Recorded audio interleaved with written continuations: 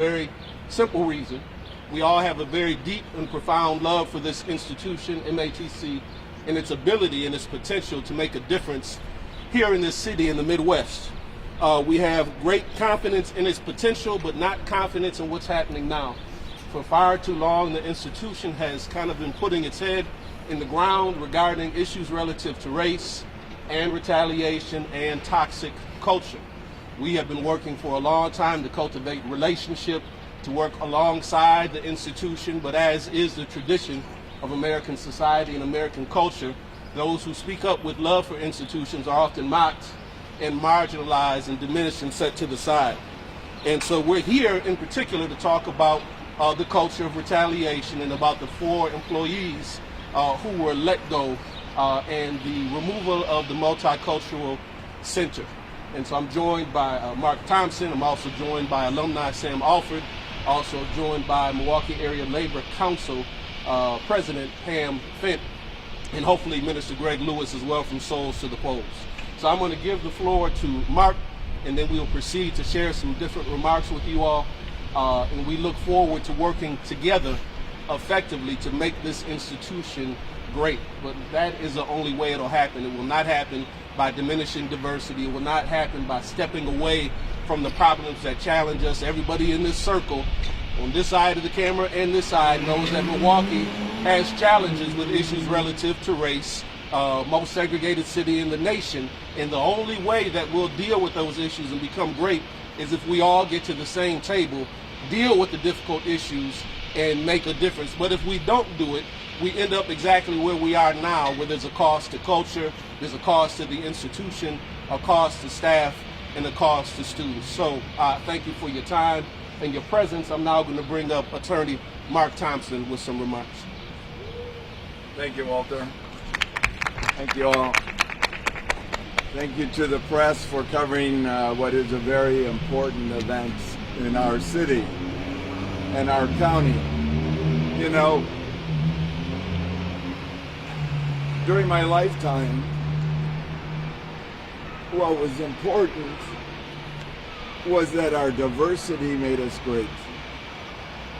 You know, when you would watch the Olympics and you would see Team USA and all of humanity was on our team, it's what made us beautiful and strong. And we were asked, and the reason we filed these lawsuits on behalf of 4 beautiful human beings that dedicated their life as student service specialists here on this campus. And hear that, student service specialists for all students.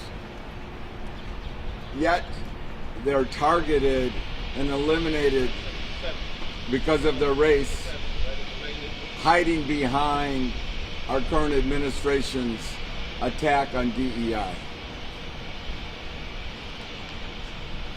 Just one, I want to say.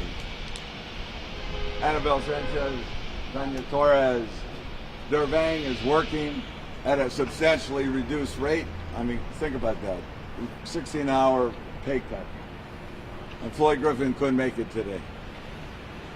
But in June of 2025, Anthony Cruz sent a letter to Annabelle and said, I know that you are committed to MATC becoming a Hispanic serving institution because of your own journey and your own belief in our institution. Your dedication to creating mentoring programs, classroom instruction program activities, orientations, or other support always shows your support and significant positive impact on students. We have consistently observed your passion for fostering a supportive and engaging environment where students can thrive. And then you get thrown out on the street because you're part of our beautiful community. So we are confident that the Equal Rights Division will decide this process, litigate it justly.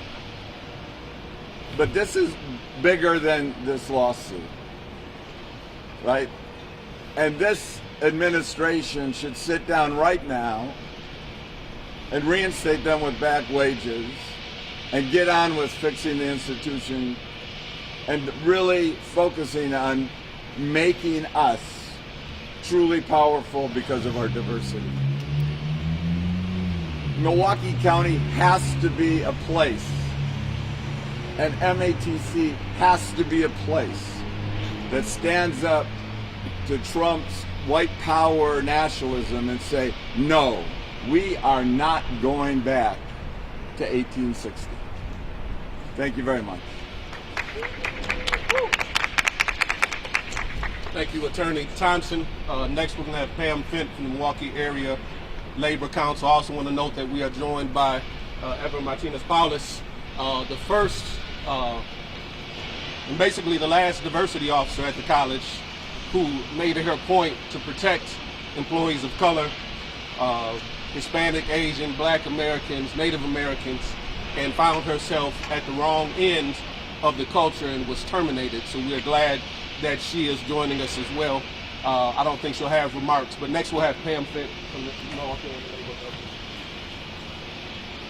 Council. Good morning. As stated, I'm Pam Fent, President of the Milwaukee Area Labor Council.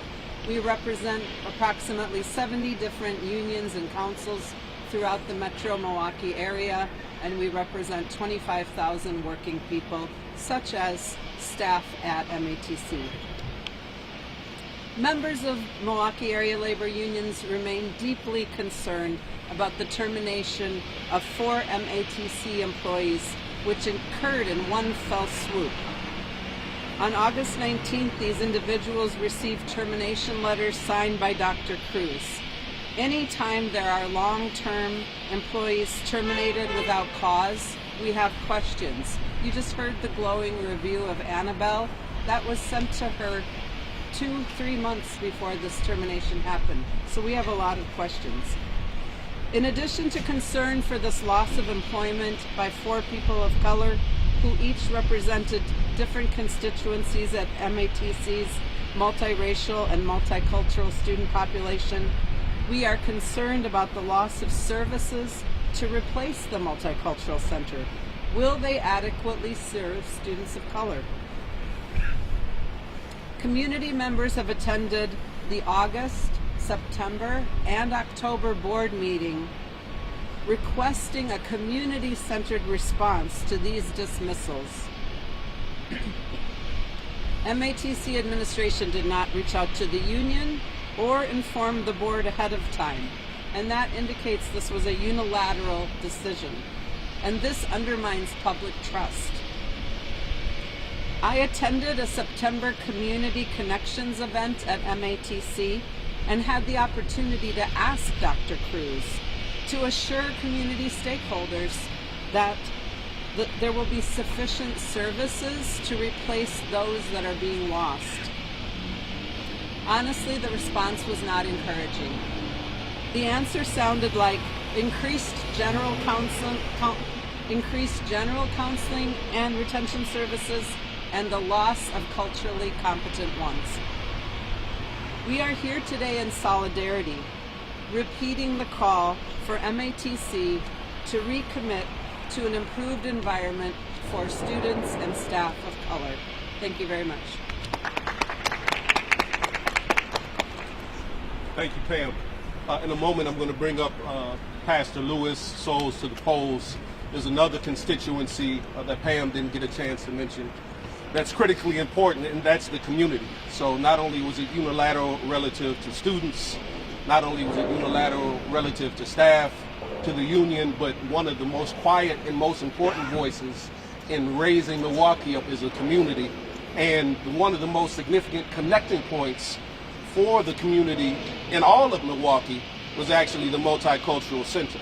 That was a hub of relationship, it was a hub of community development, and because there was no conversation, substantive conversation with community, I don't think this administration really understands the body blow that it dealt to itself. Whenever, after I left MATC, I wanted to plug and connect with diverse communities, the very first place I would come, and people that work in community know that, is right here at MATC and to the multicultural department. This is arguably the most diverse building, the most diverse institution in the state of Wisconsin. And this decision is just going to wreak havoc on the foundation of relationships with community. And so, given that I'm talking about community, I also want to bring forth a man of community, Pastor Greg Lewis, Souls to the Post.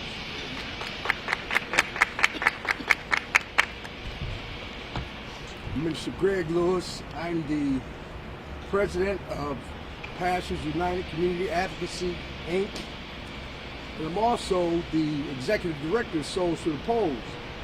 MATC is an important place for our community.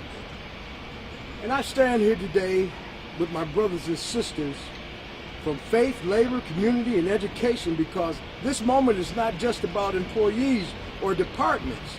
This moment is about the soul and culture of one of Milwaukee's most important institutions, MATC.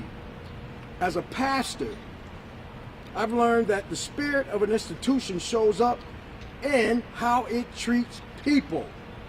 When you see fear, confusion, retaliation, or silence, that's not just a procedural problem. It is a cultural problem. Culture always tells the truth about what an institution is really all about. When MATC dismantled its DEI and multicultural support systems, and when it terminated long-serving staff just days after a federal judgment declared the federal guidance unenforceable, that wasn't simply an administrative step, it was a statement about culture. A culture that reacts out of pressure instead of principle, out of fear instead of fairness. And let me make this clear. Students feel culture first. Employees feel culture first. This community feels culture first. That's why we are here today, not for a narrow or technical issue, but because we believe MATC is capable of becoming something better than what is showing right now. Milwaukee needs institutions that reflect the people, respect the people, and protect the people. MATC is at a crossroads right now. A crossroads of culture, leadership, and trust. We're calling on MATC to become a stronger institution, to commit its purpose to helping our community in a stronger way. A culture where retaliation is not normal. A culture where equity is non-negotiable. A culture where transparency is expected, not optional. A culture where students of every background are supported.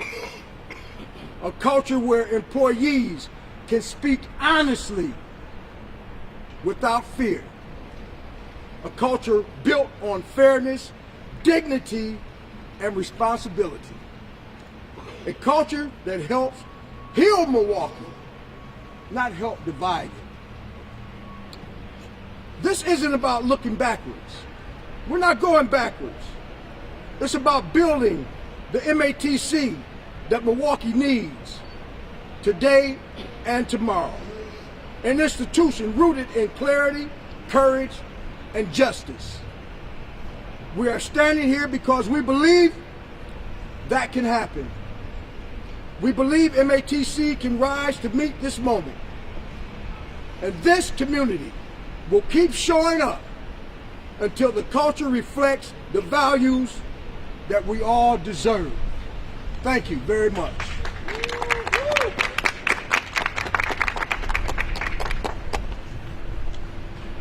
Thank you to Pastor Lewis. I do also want to use another word, and that word is leadership. This should not only be seen as accountability in a press conference to raise legal issues which are very significant, but it's an act of leadership. Milwaukee needs strong voices that are willing to speak up in uncomfortable times. Anybody that's been here for a little while as a professional knows we had this whole thing that's called Milwaukee Nice or Midwest Nice or Don't Rock the Boat or Don't Say Too Much, but you'll get nothing excellent, you'll get nothing great, you'll get nothing awesome if people don't speak up. And so we're also doing this as an act of leadership, because people need to exercise their rights and speak up more boldly for things that they love and have these difficult and challenging conversations. It's only in that way that change is made. Speaking of change, I want to bring up one of my favorite change makers, former student of MATC, Sam Alford.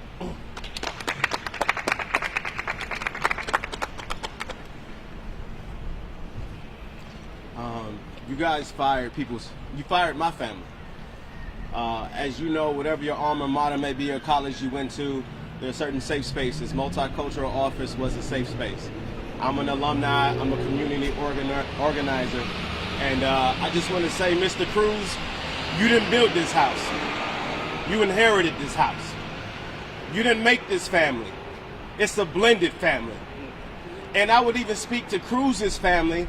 His very ancestors, his grandmother, his grandfather would have been disenfranchised by this current administration. So it's a huge hypocritical, contrasting moment happening here. You bring in a piece of Florida weather that we don't like. We would have rather took some sunlight. But there's a climate that President Cruz here is bringing with him that we don't ascribe to. He is violent. Firing these 4 people is violence. Structural violence is defined by using laws or institutions to discriminate against people. In plain English, a bank that you go to get a loan for, they discriminate against you because you want the loan because you're a person of color. Certain laws or police reinforcement, that's structural violence. So not only is this morally wrong, it's morally abusive. He abused 4 people who actually happen to be healers. And administration and leadership is such siloed out and so out of touch, they didn't know that they cut off the very safe space that students needed. As a student organizer, former president of Black Student Union, a former budget chair for the whole district, the student union here, we built the food pantry with Walter Lanier. We said we needed housing. We had the initiatives that the leadership didn't even have the forethought to see it then. It's analogous to parents who are so busy in their own life, they don't know what's going on with their own kids.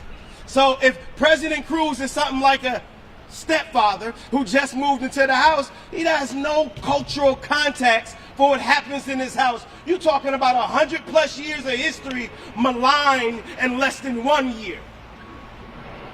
This is more than legal action. But I'm actually happy that President Cruz, in a weird way, not happy that it was good, but it just highlighted. Because I gotta say to the media, some of even the media recording us right now, these cameramen may have went here to go to school.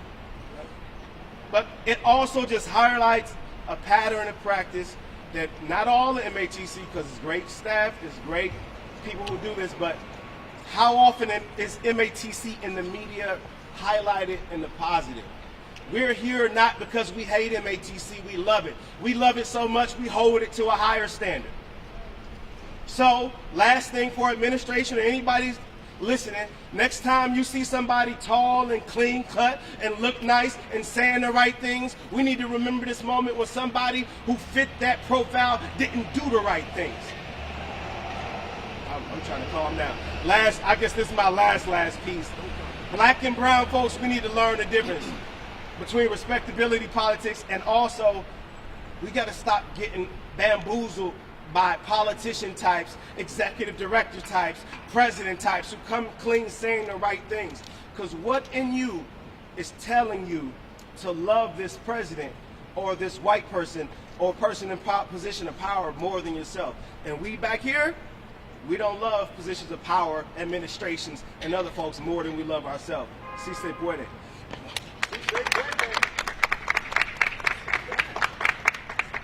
Could not say it better with more clarity than the voice of alumni and a student. I have more to say, but he has said it all. We're here because we love this institution, because we believe in the institution, the power of the institution. It's changed many lives, but it could change many more.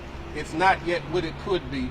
But if we are serious about real conversations, serious about cultivating real community, serious about leveraging the diversity, rather than what I've heard rumors that people say that because we're diverse, we don't need to have multicultural services, which is really insanity. That's actually something that they used to say like in the 1980s. That's a real dated mindset. I've also heard, by the way, that this is a proxy to get rid of people that weren't wanted.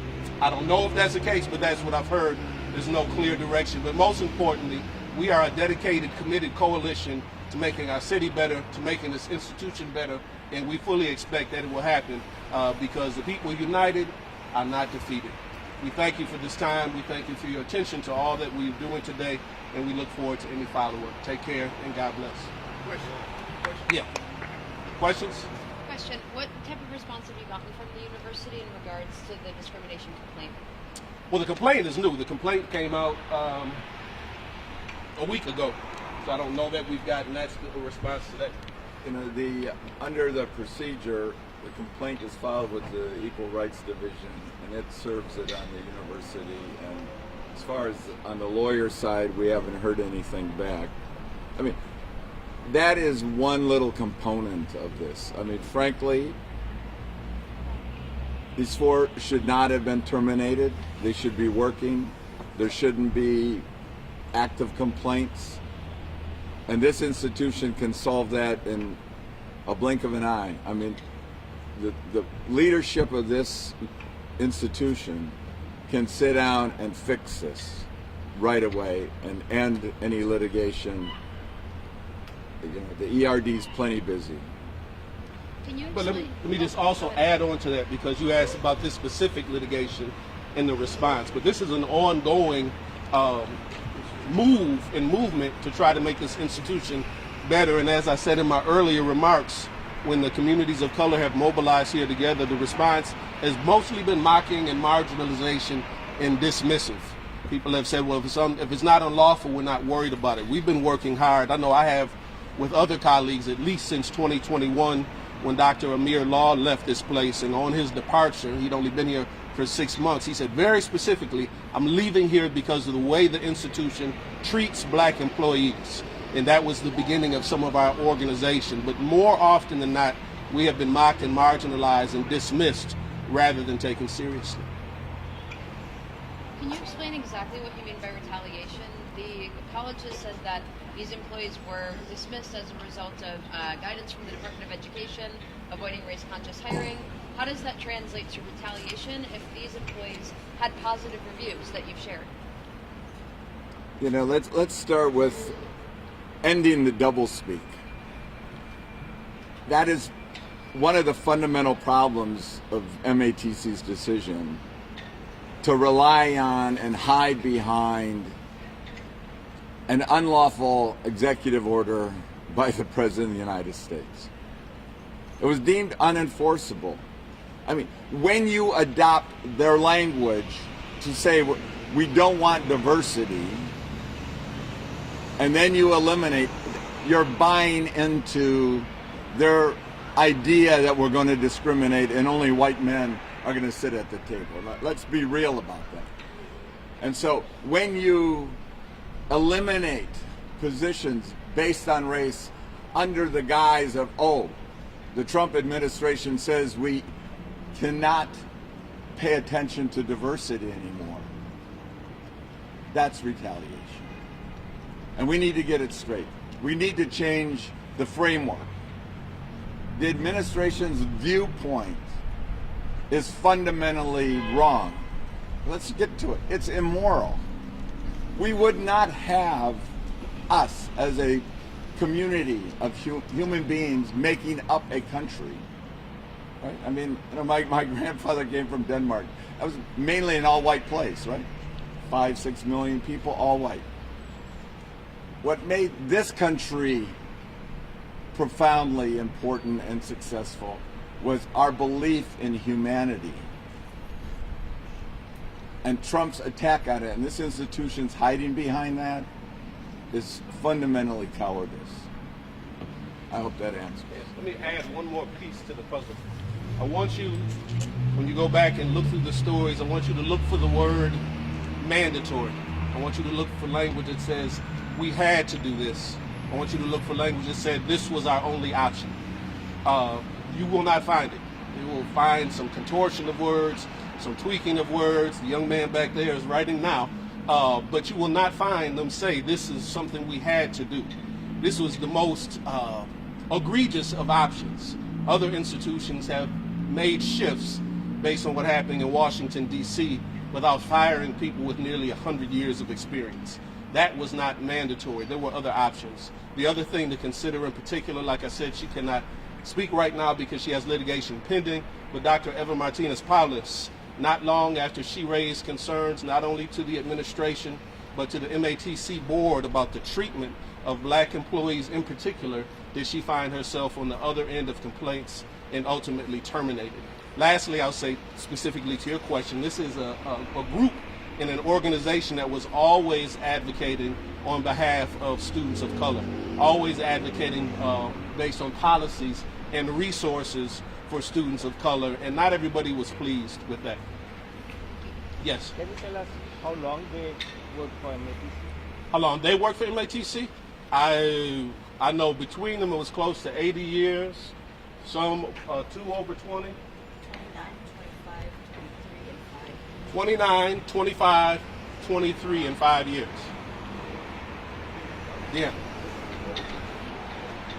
Right. Yes, sir. Yeah, what's your concern about news and the board that we connected to Mary, I know he's had information about being created here at NCAA, the toxic work environment, Yes. et cetera. Yeah. He's had that information from the first statement, and he's been over a year in here, and he hasn't reached out to the community to try to resolve this issue. So what do you think what's the next step of this? Well, I think that's both the challenge and opportunity. Dr. Cruz probably, I won't give him much of a pass. I'll give him a little bit. He probably would not know that about our city, about how few institutions have substantive and deep relationship with communities of color. Most don't, and that's why we're on the bottom of so many lists. But this institution did, and in particular, its best connections to communities of color, not the high-level photo op, press release relationships, but the deep relationships with the community-based organizations, with the churches, with the troops on the ground. Those relationships were over here in multicultural. And so that's a challenge for Milwaukee in its entirety. This institution has always had a unique opportunity to touch the community in a different way. And so if and when there's ever a serious commitment to build relationship with community, that will make a difference. It will be transformative for this institution. It'll go from being a performer that's here, it'll be a competitive advantage, it'll be very dynamic. But just like the rest of Milwaukee, until we really deal with that issue of cultivating authentic relationships where you can hold one another accountable and support one another, it will always almost rise to the level of mediocrity. Can Yes. either Tanya or Annabelle share any examples of times they worked with students in Uh, the multicultural capacity?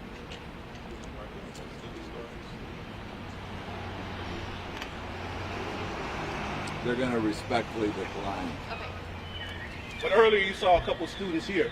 You know, Mr. Alford was one, James Watkins, who was here earlier too.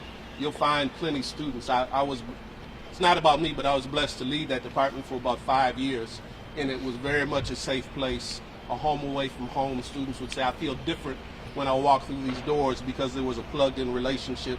It was a place where people cultivated relationship, not transactional, but people would come back year after they graduated, so they really had a depth of relationship with all students too, not just students of color, but all students, white students, students from different countries. It was truly the rainbow coalition of our city, really. Other questions? All right, thank you all. Take care. God bless. Thank you all. Thank you.